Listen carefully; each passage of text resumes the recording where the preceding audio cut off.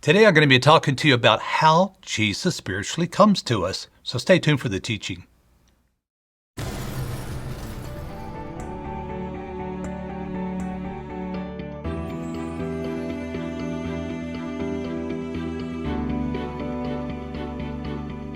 Today I'm on the subject of how Jesus comes to us and what it says in the scriptures. In fact, what he said himself in this area. So in John's Gospel, chapter 14 and in verse 18, Jesus said this, "I will not leave you as orphans. I will come to you."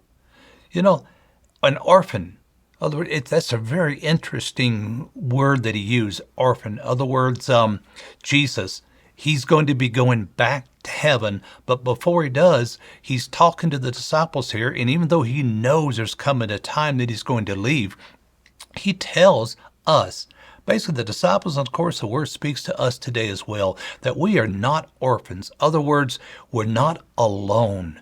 We're not abandoned. We're not by ourselves, but Jesus, he comes to us because he's a spirit. We're a human, but he's a spirit, and the Spirit of God comes in and dwells within us in our salvation experience. Our body becomes the temple of the Holy Spirit.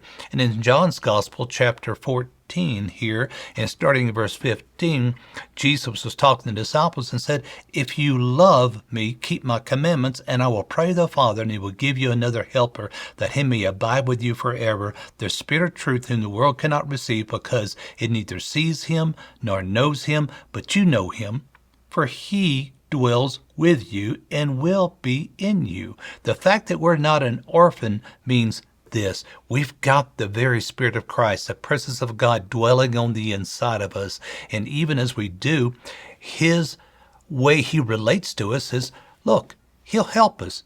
If we let him, he will help us. He's there. He's with us, as Jesus said. He'll abide with you forever. In other words, we're never alone. We've got the very Godhead, because when the Spirit of God speaks to us, it's the same as the Father and the Son. They never operate independently of each other. They're one. And so in other words, say it this way, they don't work against each other. No, it's the love of God and his love towards us, and the fact that we've got his Spirit within us. And Jesus prayed and the prayer was answered. We've got the Spirit of God on the inside of us, and he's called the Spirit of truth. The fact that he's called the Spirit of truth means we can trust him. In other words, truth that comes from God. We live in a world in these physical flesh suits that there's so much, we've got the flesh we deal with, there's the demonic realm, there's the circumstances of people's flesh and life and all the different types of potential conflicts, issues, problems that can come in life. And we've got the Holy Spirit, the Spirit of truth, that'll just straighten everything out. We can trust him because he's a source of life, spiritual life that dwells on the inside of us, our body being the temple of the Holy Spirit. So I just encourage you, establish a relationship with the Holy Spirit. Establish a way of relating to him so that from the pressure of life circumstances, it's not an afterthought. You already trust him. And the moment he speaks, you will put his words at a place of prominence, like gold, other words to you, something precious. And it won't just be something as an afterthought. You'll value his voice, because when he speaks, it's the same as the Father and the Son. Jesus said, "I will come to you." This is the way he comes to us. You see, God is a spirit. He's not limited like we are in a physical human body. He's a spirit. And so God's ability to come to us, in fact, every single one of us, we're not limited at all. And he's there to help us if we'll let him be our helper.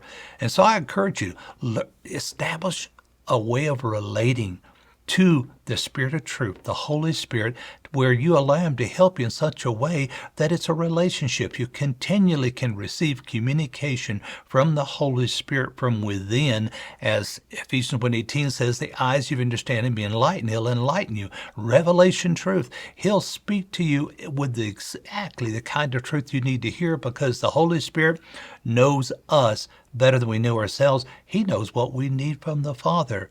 And so the truth he will speak, the way he'll help us in life with life circumstances, the challenges of life, the areas we yield our heart to him, man, he'll be willing to speak. So it's very, very important that we don't exalt our heart through unbelief. We don't limit Jesus, the Spirit of Christ, the Spirit of truth, the Holy Spirit work in our life, because it is the way Jesus comes to us. He said, I will come to you. In other words, we're not an orphan.